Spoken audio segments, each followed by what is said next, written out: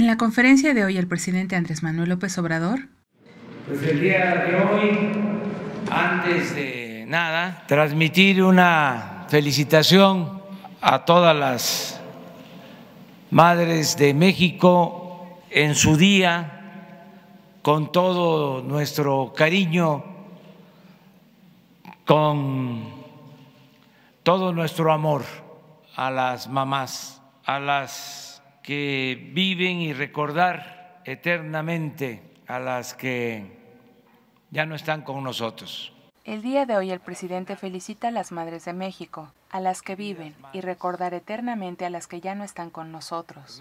Se avanza en la transformación del país y ya no hay corrupción tolerada desde el gobierno, y no existe impunidad en el país. No es un cambio de gobierno, es un cambio total de régimen. Se acaba la corrupción, la impunidad y los lujos en el gobierno. Ahora es delito grave la corrupción, lo que demuestra un cambio total con la política conservadora de los años anteriores. Esto en respuesta de la crítica del New York Times. Programas para jóvenes. Se informa del programa Jóvenes Emprendiendo el Futuro. Este programa tiene como fundamento la justicia y el humanismo, pero también garantizar el derecho al estudio y el derecho al trabajo para evitar que tomen el camino de las conductas antisociales. La titular de la Secretaría del Trabajo y Previsión Social informa sobre este programa que inició hace 4 meses, el 10 de enero.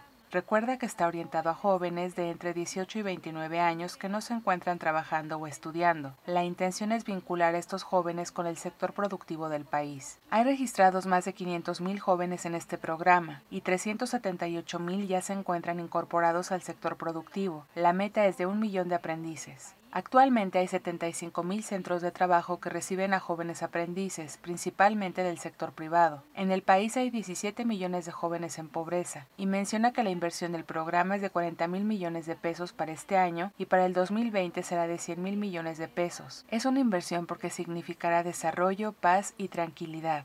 Luisa María Alcalde mencionó que el 58% de los aprendices son mujeres, y la mayoría de los jóvenes de este programa se concentran en los estados de Chiapas, Tabasco, Veracruz y Estado de México. La finalidad de los programas de bienestar es atender las causas fortaleciendo valores para evitar la desintegración familiar, lo que se traducirá en paz y tranquilidad para el país. Refinerías en México.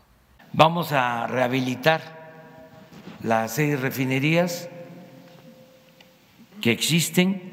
Ya lo estamos haciendo. Es que se va a construir la refinería de Dos Bocas, ya lo anunciamos ayer.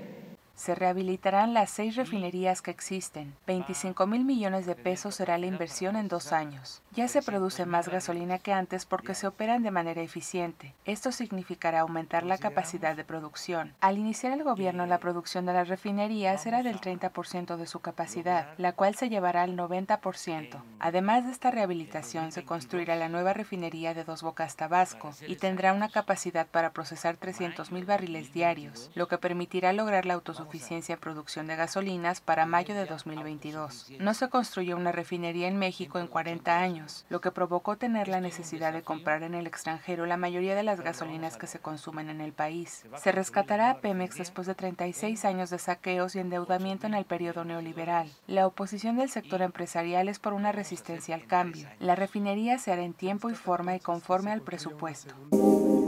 Celebración a las madres. ¡Ay! Igualmente quiero dar la bienvenida a la doctora Beatriz Gutiérrez Müller.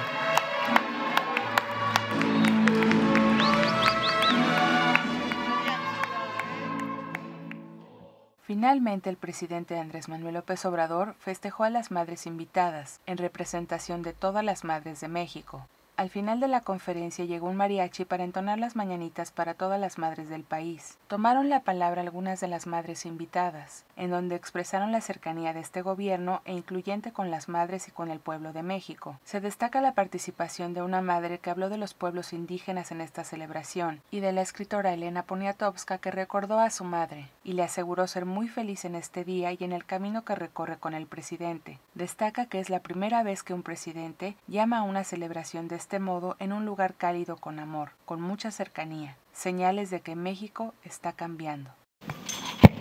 A todas las mamás, felicidades. Dios me llamo Ninsko, tanite tatar kher juramotim. Míranos aquí, todas estas mujeres. Es la primera vez que en tantos años un presidente nos llama en una situación, en un lugar cálido, con voz sencilla y con algo que es tan importante, con amor, con cercanía.